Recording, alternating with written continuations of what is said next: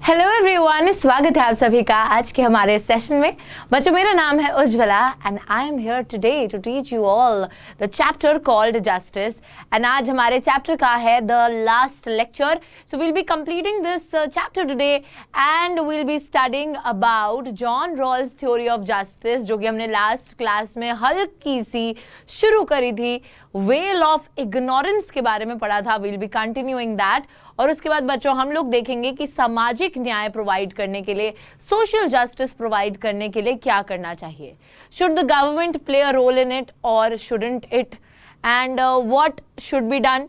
तो थोड़ा उस कंफ्यूजन को भी सॉल्व करेंगे, उस क्वेश्चन के अराउंड थोड़ा सा मंडराएंगे, आंसर्स निकालेंगे, क्वेश्चंस पूछेंगे। So I hope you all are ready as I am with the class today, which is about the chapter justice. So let us start today's lecture. Not the and मेरे भैया जी आ गए हैं, John Rawls जी। इनकी बहन तो लगती हूँ मैं इसमें, है ना, मतलब चश्मे में तो बिल्कुल ही। अच्छा, अब जॉन रॉल्स जी ने थ्योरी ऑफ जस्टिस दी है, जहां पे जॉन रॉल्स जी बोलते हैं कि एक इकलौता तरीका है जब आप एक फेयर सोल्यूशन पे आ सकते हो या फेयर और जस्ट रूल निकाल सकते हो, जब आप अपने आप को एक ओरिजिनल पोजीशन पे इमेजिन करो, जहां पर आप इस तरीके से जजमेंट निकालो कि उस जजमेंट से फायदा होना चाहिए to the worst of sections of the society. जो सामाजिक तौर पर सबसे वर्स्ट ऑफ सेक्शंस है, उनका फायदा अगर होता है, आप उनके बारे में अगर सोचकर लॉ बनाते हो या रूल बनाते हो, देन सबका भला होगा, देन एक फेयर और जस्ट तरीके से रूल्स आएंगे। ठीक है, so that is what he says. वो बोलते हैं डिसीजन सोसाइटी कैसे ऑर्गेनाइज होनी चाहिए, वो उसी पोजीशन में होना चाहिए जब आपको ये ना पता हो कि what position will you be occupying in that society. Cake cut वाला एक एग्जांपल दिया था। केक को अगर आपको पता होगा कि भाई मेरे को केक मिलने वाला है, तो आप उसको इस तरीके से कट करोगे कि आपके पास एक बड़ा पोर्शन आए केक का, because human beings are selfish like that. वो हमेशा अगर कुछ भी डिसीजन ले रहे हैं तो वो अपने भले के लिए जो चीज हो पाएगी वैसा डिसीजन लेंगे। तभी रॉल्स जी जो है यहाँ पे बोलते हैं कि we need to think under a veil of ignorance। एक पर्दा होना चाहिए हमारे आगे, और फिर हमें कोई जजमेंट देनी चाहिए जहां पर हमें ये ख्याल ना हो कि what position are we gonna occupy in that society। क्योंकि जब तक हमें पता रहेगा कि हमारे साथ क्या होने वाला है, तो हम अपने ही फेवर में डिसीजन को लेते जाएंगे। So instead of thinking like that, we should think under a veil of ignorance। जहां सब धुंधला धुंधला लागे, तुझ पे ही फोकस है, वैसा वाला नहीं बच्चों। सब धुंधला धुंधला लगने का मतलब है कि आपको सब, आपके आगे ना एक वेल है, आपके आगे एक पर्दा है, आपको कुछ दिख नहीं रहा है। आपको सिर्फ इतना पता है कि हमको एक डिसीजन लेना है, एंड आप वो डिसीजन, फिर ऐसा डिसीजन लोगे जिससे कि सामाजिक तौर पे सभी का भला हो सके, कोई ज्यादा प्रिविलेज ना हो, कोई ज्यादा एक बेकार पोजीशन में ना हो, सभी की पोजीशन जो है वो सही रहे। ठीक है, सो यहाँ पे वही बात हो रही है। एक सिचुएशन है ऑफ कंप्लीट इग्नोरेंस कि आपकी पोजीशन क्या होगी सोसाइटी में, स्टेटस क्या होगा। हर इंसान उस तरीके से डिसाइड करेगा जहां पर उसका इंटरेस्ट ना आए। But since no one knows who he would be and what is going to benefit him, each will predict the future society from the point of view of the worst of, and this would not help those who are born in a disadvantaged section of society. It is obviously not easy to erase our identities and to imagine oneself under a veil of ignorance, but then it is equally difficult for most of the people to be self-sacrificing and share their good fortune with the strangers.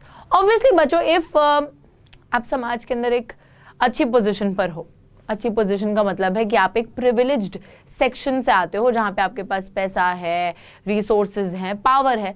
So obviously you would not like to change that, बल्कि you would like to increase your power, you would like to increase your position, है ना।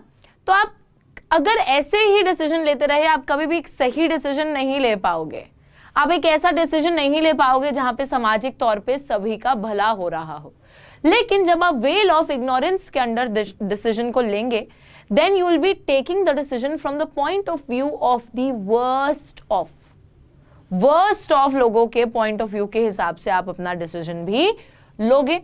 तो इससे जो लोग disadvantage section में पैदा हुए हैं उनका भला हो पाएगा। एंड ऑब्वियसली पर यहाँ पर लोग यही आर्ग्यूमेंट देते हैं कि मैम ये कोई बात, मतलब आप जो बोल रहे हैं वो सुनने में अच्छा है लेकिन प्रैक्टिकल नहीं है ना। लेकिन बच्चों, it's not like that. Obviously हम ऐसा तो नहीं है कि वेल ऑफ इग्नोरेंस आते अपना भूल जाएंगे कि हम क्या थे भाई, हमको गजनी तो है नहीं हम, है ना, कि हम बिल्कुल भूल जाएंगे कि कल्पना कौन थी, तो वो वाला तो सिनेरियो नहीं है।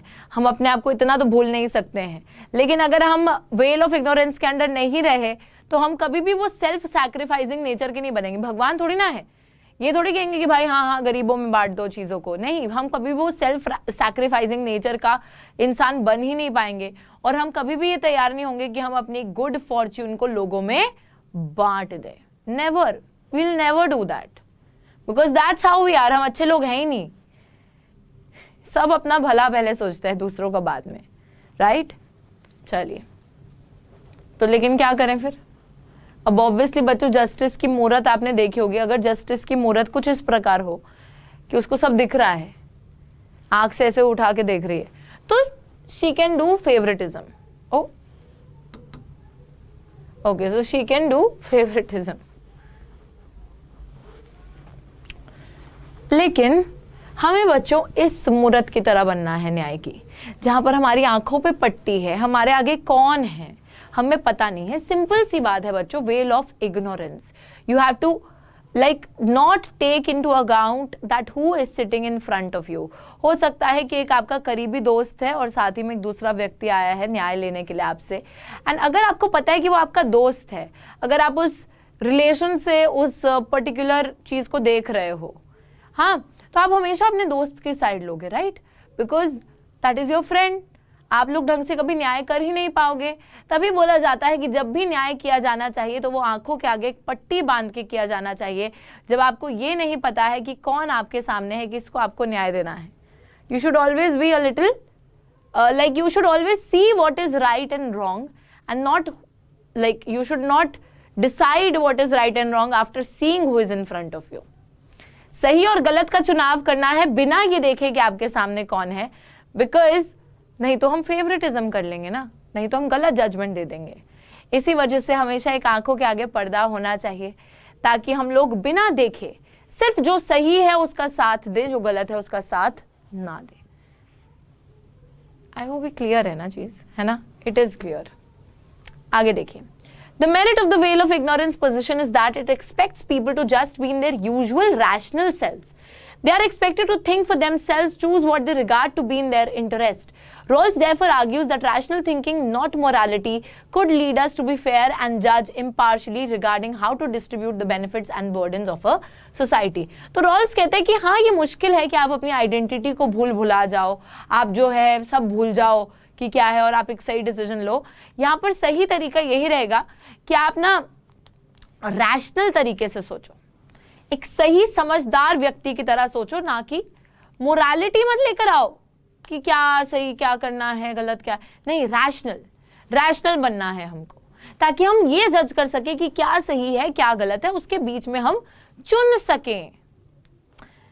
हम तभी इम्पार्शियल हो पाएंगे, we can not always be partial, हम तभी फेयरली जज कर पाएंगे, ठीक है? और तभी हम सोसाइटी के अंदर बेनिफिट्स को भी डिस्ट्रीब्यूट कर सकते हैं, बर्डन्स को भी डिस्ट्रीब्यूट कर सकते हैं, जब हम फेयर हो सकें। फेयर मतलब वो गोरा वाला फेयर नहीं, फेयर मतलब सही हो सके, ठीक है बच्चों?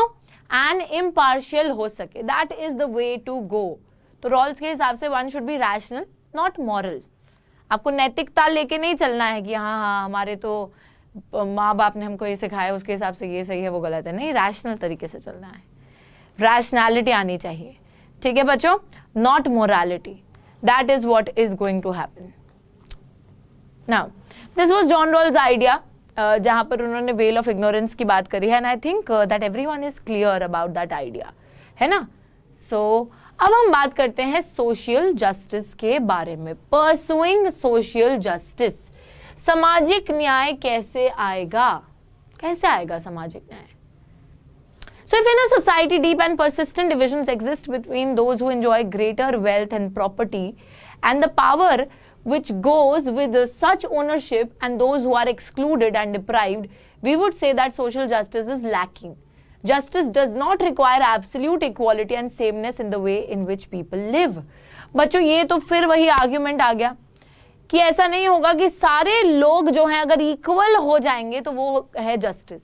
नहीं, हमने क्या देखा था कि कभी भी आपकी सोसाइटी इक्वल हो ही नहीं सकती पूरे तरीके से। There will always be differences between people that would continue to exist. तो ये जो आपके दिमाग में आइडिया है कि एक एब्सोल्यूट इक्वालिटी आ जाएगी, सबको सेम तरीके से डील किया जाएगा, सबके साथ सेम होगा, तो वैसा नहीं हो सकता, वैसा पॉसिबल ही नहीं है ना। तो यहाँ पर जस्टिस का ये मतलब नहीं है कि सबके लिए इक्वालिटी आ जाएगी, सबके लिए सेमनेस आ जाएगी, सब सेम तरीके से रहेंगे, सब सेम कपड़े पहनेंगे, सब सेम तरीके से दिखेंगे, सब सेम जो है यहाँ पर सब टीचर बन जाएंगे, सबको एक ही पैसा मिलेगा, या ऐसा कुछ नहीं होगा। वो इक्वालिटी सेमनेस नहीं हो सकती बच्चों। सबके एग्जाम में फुल मार्क्स आएंगे, नहीं हो सकता ऐसा। सब सेम नहीं रहेंगे, obviously people would be different. एक हद तक आप इक्वालिटी इंश्योर कर सकते हो, बट उसके आगे कौन उस इक्वालिटी का फायदा उठा के क्या करता है, क्या एफर्ट मारता है, वो उस पर डिपेंड करता है, एंड उसके हिसाब से वो इंसान लाइफ में आगे बढ़ता है। तो if in a society deep and persistent divisions exist between those who enjoy greater wealth and property and the power which goes with such ownership and those who are excluded and deprived, we would say that social justice is lacking there. तो यहां पर बच्चे लोग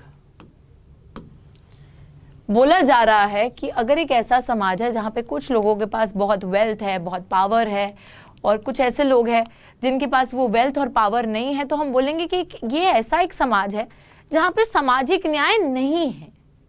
बोलोगे ना आप भी कि इस समाज में सामाजिक न्याय नहीं है, बट ऑल्सो वहीं पर एक काउंटर आर्ग्यूमेंट है कि भाई इक्वालिटी और सेमनेस भी नहीं आ सकती। फिर क्या होगा? क्या हो सकता है? फिर हर चीज के लिए मना कर दो मैम, क्या होगा फिर? Various methods of calculating the basic needs of people have been devised by different governments and by international organizations like the World Health Organization.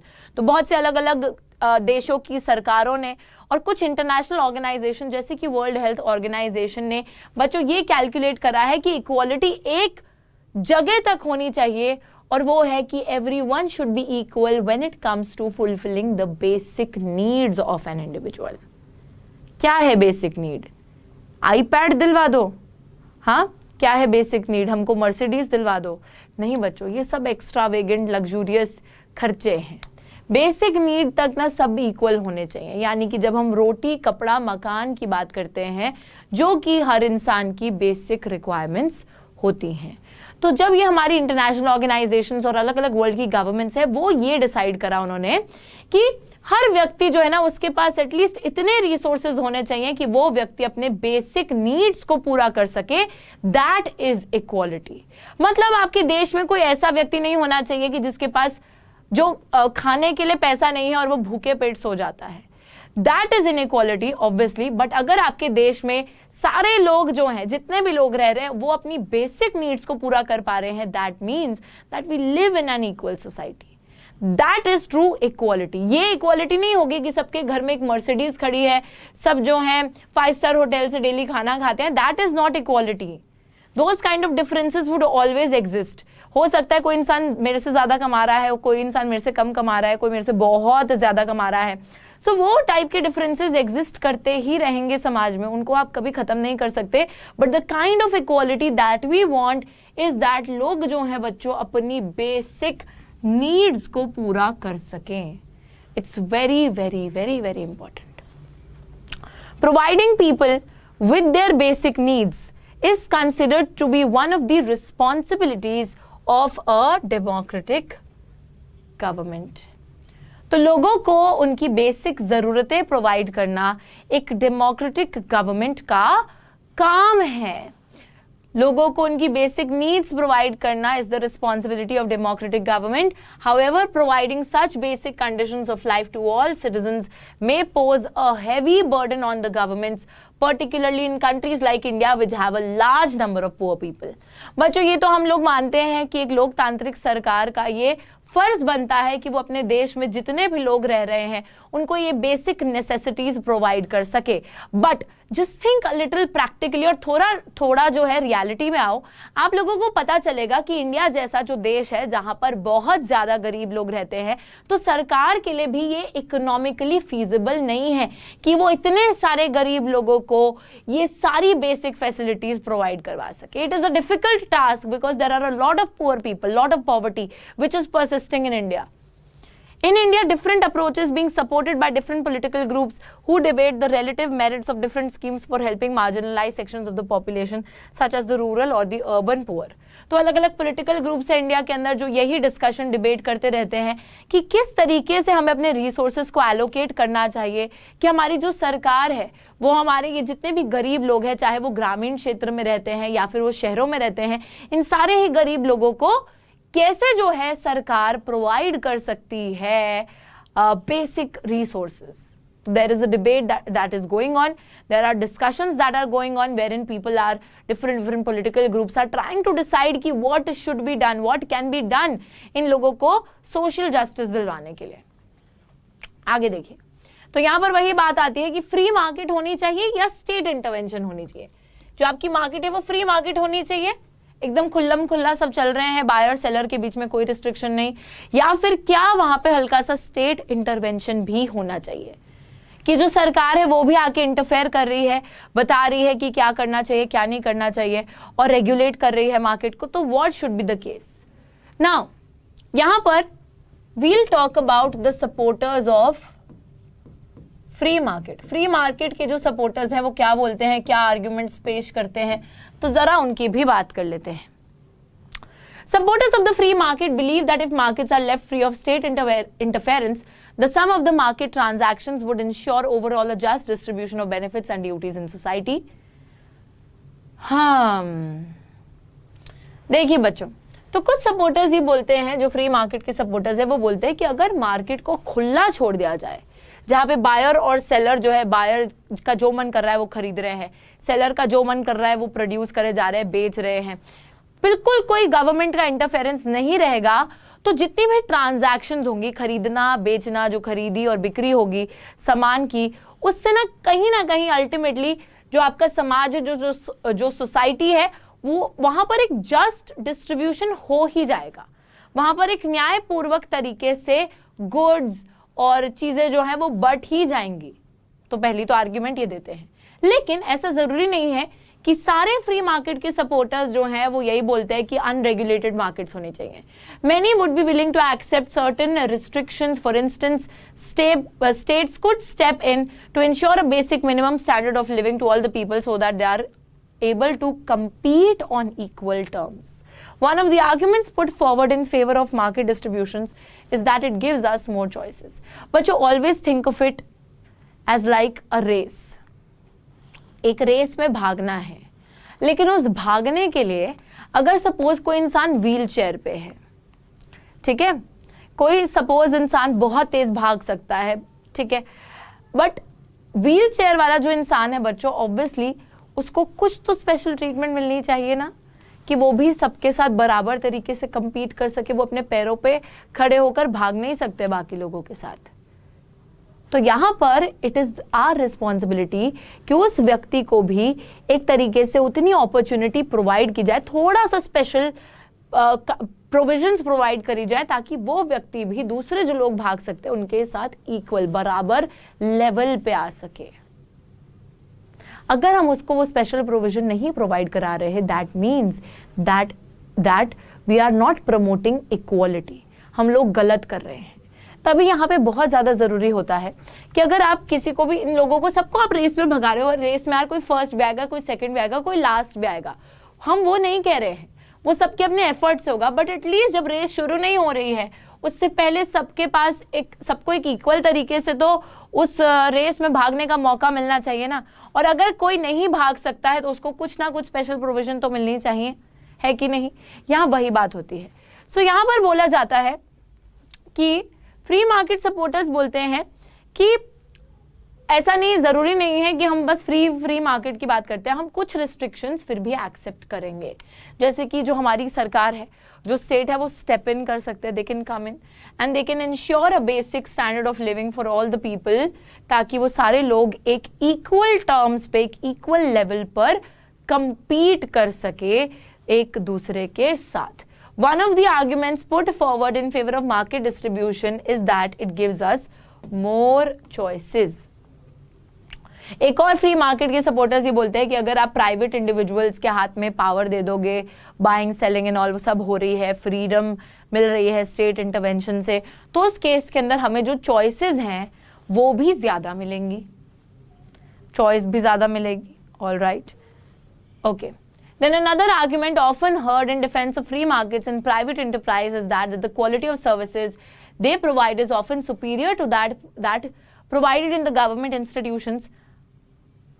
एक और आर्ग्यूमेंट फ्री मार्केट के सपोर्टर में जो आती है, फ्री मार्केट के सपोर्ट में जो आती है वो ये है कि जो भी फ्री मार्केट में सर्विसेज और गुड्स प्रोवाइड किए जाएंगे वो हमेशा ज्यादा बेहतर क्वालिटी के रहेंगे सरकारी गुड्स और सर्विसेज के मुकाबले में. जाहिर सी बात है बच्चों की, प्राइवेट आप हॉस्पिटल्स देख लो, प्राइवेट स्कूल्स देख लो, हर चीज देख लो, वो एक तरीके से बेटर ही होती है गवर्नमेंट के कंपैरिजन में, है ना. लेकिन दिक्कत क्या है, स्टेट इंटरवेंशन के लोग आर्ग्यू करेंगे, लेकिन क्या कॉस्ट जो है वो गरीब अफोर्ड कर पाएंगे? क्या गरीब प्राइवेट अस्पताल में जाके इलाज करवा सकते हैं? क्या गरीब जो हैं वो प्राइवेट स्कूल्स में अपने बच्चों को पढ़ा सकते हैं? नहीं हो सकता ना. तो वहां पर स्टेट का इंटरवेंशन चाहिए ही चाहिए. Arguments can be put forward on both the sides of the debate, but free markets often exhibit a tendency to work in favour of the already privileged. Obviously free market हमेशा ऐसे लोगों के favour में काम करता है जो कि पहले से ही ऊपर हैं समाज में, जिनके पास पहले से ही विशेष अधिकार मौजूद हैं, उनके फेवर में काम करती हैं free markets. But in a democratic society, disagreements about the issue of distribution and justice are inevitable and even healthy because they force us to examine different points of view, rationally defend our own views, and politics is about the negotiation of such disagreements through debate. तो एक democracy के अंदर ऐसे disagreements जो हैं वो होते ही रहेंगे बच्चों. That is the reason it's a democracy, because people have a right कि दोनों साइड से आर्ग्यूमेंट कर सके वो, है ना. And they can then arrive on a decision which is favourable on both the sides. तो ऑब्वियसली यहाँ पर इट इज वेरी इंपॉर्टेंट मेरे हिसाब से बच्चों, अगर एक जस्ट सोसाइटी हमको लेकर आनी है तो जितने भी वर्स्ट ऑफ सेक्शंस है सोसाइटी के, सबसे वीकर सेक्शंस जो है सोसाइटी के, वहां तक भी बेसिक सर्विसेज पहुंचनी चाहिए, which is the responsibility of the government. And even though the government intervention like does not bring that good quality of services, उतनी अच्छी सर्विसेज नहीं लेकर आता है, but still at least the poor can afford it. कुछ ना पढ़ाई लिखाई से तो अच्छा है कि एक गरीब जो है सरकारी स्कूल में जा रहा है, क्योंकि at the end of the day बच्चे पर डिपेंड करता है यार, स्कूल पे डिपेंड नहीं करता. मैंने बहुत बच्चे देखे हैं प्राइवेट स्कूल में पढ़ के भी फेल हो रहे हैं, कोई इंटरेस्ट नहीं है, right? But at least that person is getting an access to education, that person is getting an access to healthcare through the government hospitals. At least that is happening. That is the minimum conditions. Obviously the government services should improve, but हाँ वही बात आती है, resources की बात आती है, पैसे की बात आती है. सरकार के पास उतना पैसा नहीं है कि इतने सादा गरीबों को जो है वो बेसिक रिक्वायरमेंट्स प्रोवाइड कर सकें. वही बात है, वही आर्ग्यूमेंट है. और बच्चों ये डेमोक्रेसी इस वजह से है क्योंकि हम आर्ग्यू कर पा रहे हैं. हम अगर नहीं आर्ग्यू, हम अगर मोनार्की में रहते, डिक्टेटरशिप में रहते तो हमें चुप करा दिया जाता ना, हम तो आर्ग्यू भी नहीं कर पाते. मैं यहाँ खड़ी होके आप लोगों के आगे आपको एक मतलब वो नहीं दे रही होती कि भाई सोचो, खुद सोच के देखो. आप भी आर्ग्यू कर सकते हो, खुद भी आप सोच सकते हो कि ऐसा हो रहा है तो क्यों हो रहा है, क्या होना चाहिए, क्या नहीं होना चाहिए. That is something that you can also think on your own, right. So that is democracy. और पॉलिटिक्स यही होती है कि आप जो है, आपके पास एक फ्रीडम ऑफ स्पीच है, एक्सप्रेशन, आप सोच सकते हो, दोनों ही नजरिए से सोच सकते हो क्या चीज होनी चाहिए, क्या फ्री मार्केट होनी चाहिए, क्या स्टेट इंटरवेंशन होनी चाहिए, किस चीज में होनी चाहिए, किस चीज में नहीं होनी चाहिए. So you have your own freedom to think about it. And that is how we debate, that is how we discuss in a democracy. So I hope this thing is very, very clear to you. Simple सी बात यह है कि बहुत सारे लोग हैं जो सपोर्ट करते हैं फ्री मार्केट को. वो कहते हैं कि उससे बेहतर सर्विसेज, गुड्स आपको मिलते हैं, उससे जो है एक जस्ट डिस्ट्रीब्यूशन होता है गुड्स का सोसाइटी में इन द लॉन्ग रन. थोड़ी बहुत स्टेट इंटरवेंशन ज़रूरी है. और साथ ही में यहाँ पे बच्चों बहुत से काउंटर आर्ग्यूमेंट्स भी दिए जाते हैं कि कॉस्ट जो है ऐसी सर्विसेज की काफ़ी ज़्यादा होती है. बेनिफिट करता है उन्हीं लोगों को जो ऑलरेडी प्रिविलेज्ड है, जो प्रिविलेज्ड नहीं है उनको बेनिफिट भी नहीं करता है. तो ये स्टेट इंटरवेंशन के फ़ायदे में, सपोर्ट में जो है, समर्थन में कुछ आर्ग्यूमेंट्स आती हैं। तो यहाँ बहुत सारी आर्ग्यूमेंट्स हैं। What should be done, what should not be done, this is up to you actually. आप लोग भी सोचो इस चीज़ के बारे में, and that is how we make our country a democratic country. And मैं आपको ये जो मतलब चैप्टर है, I will leave it for you open for debate. आप लोग जो है कमेंट सेक्शन के अंदर डिबेट करके बताइएगा कि what do you prefer? Should there be a freedom of markets or should there be a state intervention? Minimal state intervention या पूरी मार्केट ही स्टेट इंटरवेंशन होनी चाहिए? तो आप ये मेरे को बता सकते हैं कमेंट्स के अंदर। I will see you next time with a brand new chapter. तब तक के लिए take care, good bye, tata, see you, have a nice day.